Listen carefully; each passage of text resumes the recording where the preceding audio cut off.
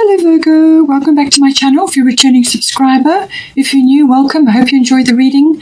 This is a general life reading for your sign. Please don't forget to like and share, or like and subscribe. Okay, so I've already shuffled and laid out the cards. Let's have a look what's coming in for you. So I think we're going to start here with the first house.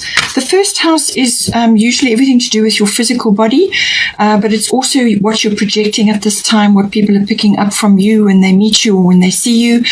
It's also how you are setting your path in life, what path you're heading in. You know, when you set your sails and you're sailing off in a direction, it's how you meet the world. It's also your outlook and your attitude and your sort of like your even like your opinion or your expression, you know, how you are coming across to others. But it is also very much about connecting to others and how you meet circumstances and situations in your life, what sort of course you are setting for yourself. So now we've got at the bottom Mercury retrograde, and then at the top we've got Butterfly Maiden. So the Mercury retrograde is kind of a holding pattern. And I feel that this is where you have been up till now, and it may continue for a little bit longer. But the Mercury retrograde is basically a time to go inward. All right, it's not a time to be launching big actions or making huge purchases and things like that. So you may be in this currently where you are just sitting it out. It's a time to go within, to assess things, to feel things out, to go over things again. And this could be contract and document related, or it could be assessing what it is you want to do, which direction you want to go in, how you want to project yourself forward, because there's some kind of refinement or back to the drawing board energy with this Mercury retrograde. So what it's saying is that you need to go back. If you've had a plan, or if you were busy with something, or you had something in mind, you need to go back and assess it again, because there will be aspects of it that you can hugely improve on, and you will come up with something better once this phase has finished. It's got everything to do with the re in front of it. So reinvention, review, redo, relocate, anything to do with even repeat in some cases. Okay, so it means you've got to go over something with a fine-tooth comb, look at your plan again, or look at what is unfolding, and just make sure that all the I's are dotted and the T's are crossed. Because sometimes with Mercury retrograde, communication, whether it's written, verbal, or even body language, can go awry. In other words, it can be misinterpreted. Emails get sort of mislaid, or they don't go where they're supposed to, or people pick up from you the wrong interpretation of what it is you're trying to get across. Okay, so this is be very careful and clear that what you're saying is in fact exactly what you mean, and take time to make sure that everything is checked, all the details are checked again.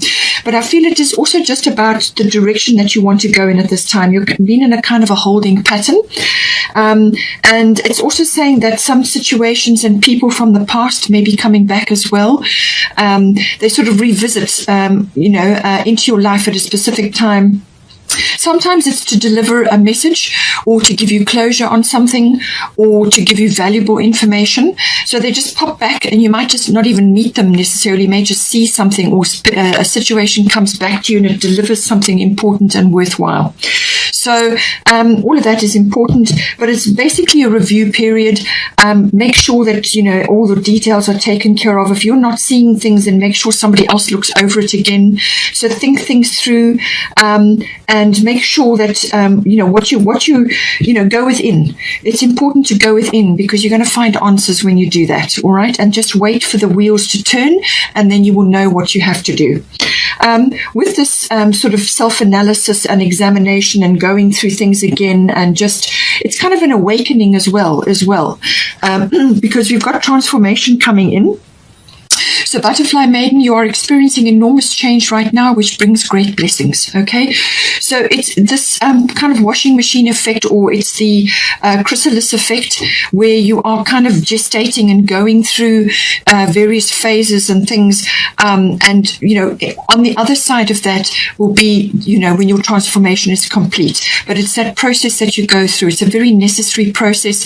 If you stop it or interrupt it, or try to push things, then it takes longer, or it doesn't work properly. So what this is saying is that this is a very necessary pause that you've been in. and it's kind of a gestation period. But on the other side of this is something much better for you, okay? But don't fear these changes. Don't fear this transformative process. It's very necessary. It's very important. And it's part of your growth, It's going to set your what you're expressing, your direction. It's going to set, your image in some cases, depending on what it is you're doing in your life. But it's your life philosophy. It's going to determine a lot for you going forward. So it's just like a gestation period, but it's for you to get your ducks in a row, but to look at things very carefully, go within. There's a lot of sifting and sorting that is required, and also to let go of stuff, and to also to line yourself up so that you are ready when the time comes. So going with that, we've got Nematona, sacred space. Create an altar or visit a power place to connect with the divine. So what this is saying, that this is about meditation. This is about connecting to yourself and also to your spirit team. You can create a sort of a place in your home or in your garden where you go just to sit and commune, okay, with nature and with divinity. But you can also do it through sacred symbols. You may be working with symbols of some sort. There's many different types of holy symbols and also sacred symbols. Connect with those. It may be important for you going forward from a spiritual perspective. It's also to connect with power places. Now, this can be places in nature, places that are known to be powerful, or just spending time in places which are known also to be, architecturally powerful, or, like churches or any kind of historic place which has a lot of power attached to it. You may be visiting those, but it's to create, you pick up information when you visit these places, and you pick up information from nature, and also when you're sitting in meditation or just when you're quiet. And meditation can be even a walking meditation. You don't have to be doing, sitting, saying forever. You can be walking, you can be knitting, you can be doing any kind of handcraft, you can be cooking, anything that is a repetitive action, and you're in your quiet space, then you can slip into that sacred space and you'll get a lot of information from there. In some cases, this may be, it may involve a trip or some sort of quest to a spiritual place, or a spiritual quest, like a journey which involves a spirituality of some sort. That may also come in here with this. So now, in this process, this transformative process, just have trust, okay? Have trust that things are going to work out. There's a lot of things coming in for you, but it's saying just be at peace, be serene, and do this inner work. There's a lot of inner work that is required here, okay? And just have trust that things are going to work out, all right? And that you're going to find your way and you're going to find your direction. But this gestation and this chrysalis phase is important, okay? Now, right, so now we have with the ninth house. Ninth house is everything to do with intuition, the intuitive process. It's also the seeking of truth, and it's to do with gaining of wisdom and understanding. So following truth, understanding, wisdom, and it's the intuitive process around that. It also deals with the seeking of knowledge. Now, this can be through higher education, so university education. It can also be through adult education or some kind of coursework. So it can be learning about things. It can also be learning about philosophy, religion, or belief systems. Any one of those may come in, or just learning in general. It also deals with the law and legal things. So it's the higher courts, but it is also the law. So you may be going through a legal situation, or you could be studying the law, or it's involved somehow in your situation. Okay. It's also to do with spiritual things as well. So this can be, quests or adventures or explorations to do with that. It can also be like a pilgrimage, as I said, some sort of sacred journey, but it can also be to do with your own particular explorations and adventures. Now, this can be purely internal, so you may be learning or exploring new ground, or just understanding things better for yourself. You're seeking wisdom and truth, but it can also be an actual journey. It can be a long-distance journey, or even to do with foreign things. You could be going to a foreign place, or going or understanding foreign concepts. You may be interacting with people who are foreign, or just understanding foreign cultures. It can also be sort of like an adventure, a real adventure, a physical adventure in that regard as well. You could be preparing for that or going on that in some way. It can also be about publishing, writing things. This can be actually writing books or writing whatever it is, or it could be coursework, whatever it is.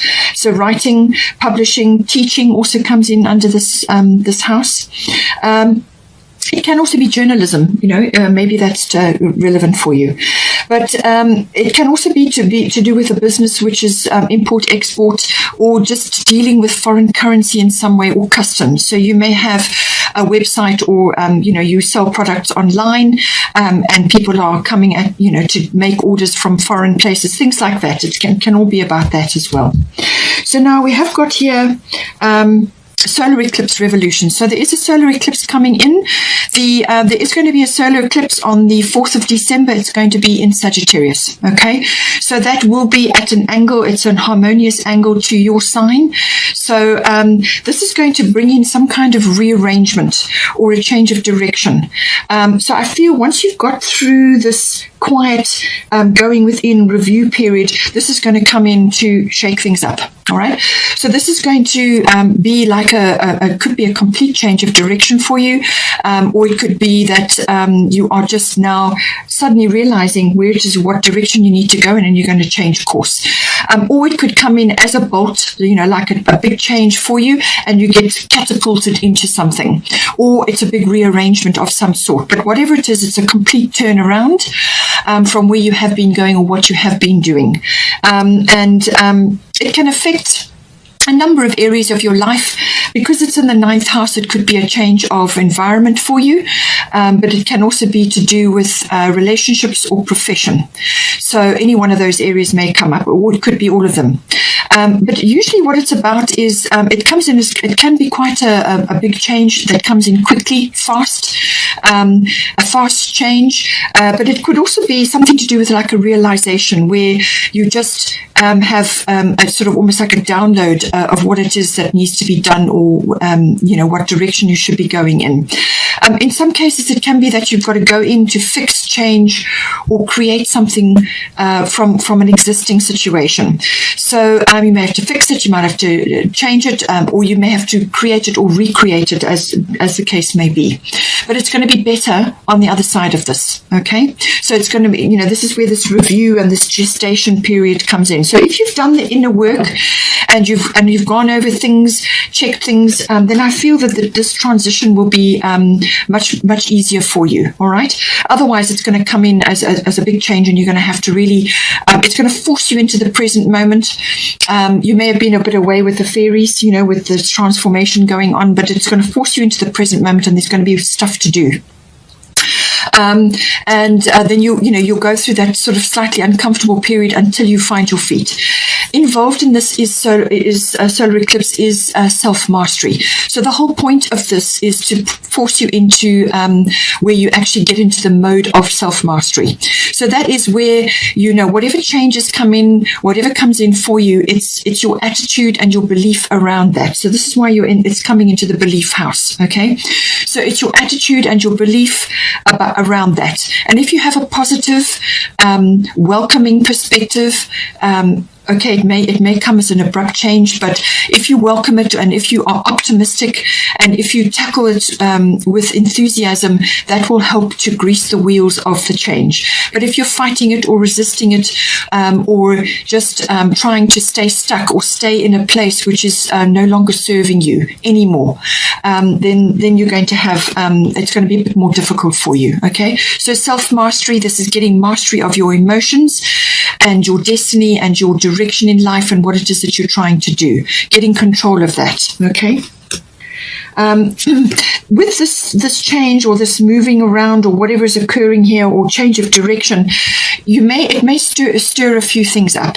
So it could even be, as I said, a legal situation coming in here.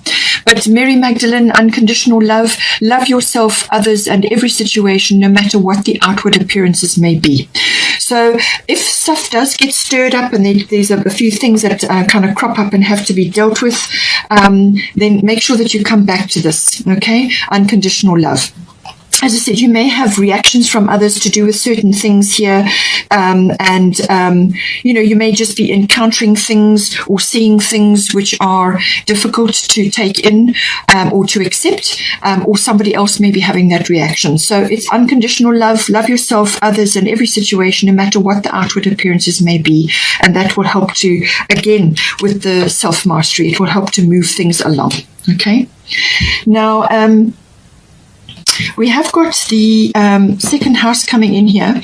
Second house is to do with your income, how your money is coming into you, whether you're earning it or surviving in some other way, shape, or form. It's also to do with your material world, your material things, ownership, what you possess. So this can be property, so real estate, land, everything to do with that. It can also be to do with your physical home. It can also be to do with vehicles, anything you own, your possessions, okay? All of that comes into your material things.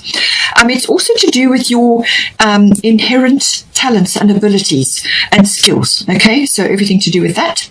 It's also to do with your self-worth, how you view yourself, and how that is related to the other factors to do with the second house.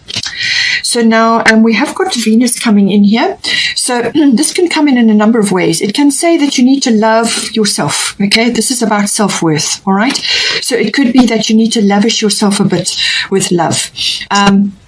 And be confident about that, all right? Because that is going to affect your ability to bring in income.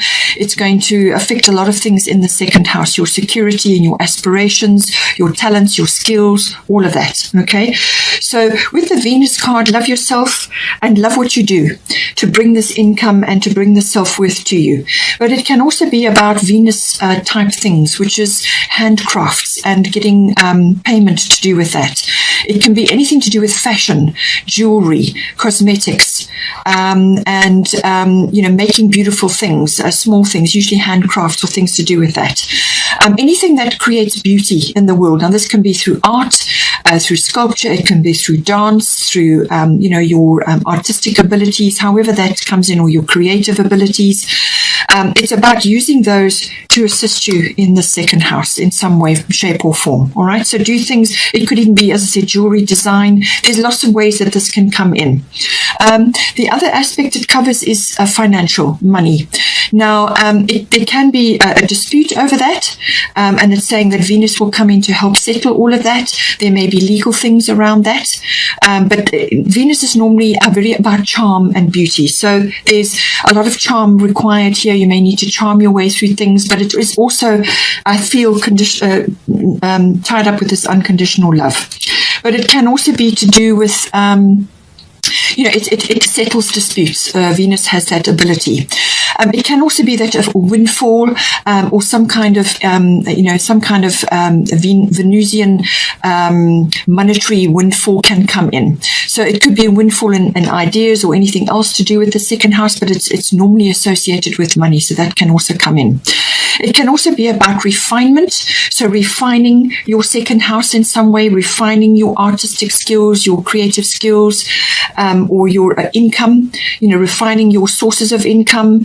It can also be to do with your material things, but also your self-worth, refinement and beauty and loving that, okay, and loving yourself. Going back to the money side, it can also be that there could be a bit of lavishing going on. Just be careful that you don't overspend with Venus. Venus loves all luxury things, also sweet things, and loves lavishing. So there's nothing wrong with lavishing yourself. Just don't go overboard or put yourself in a position which is going to create problems down the line, okay? So still be careful, do what you need to do and boost yourself, but also don't go overboard, because that can sometimes happen with Venus, okay?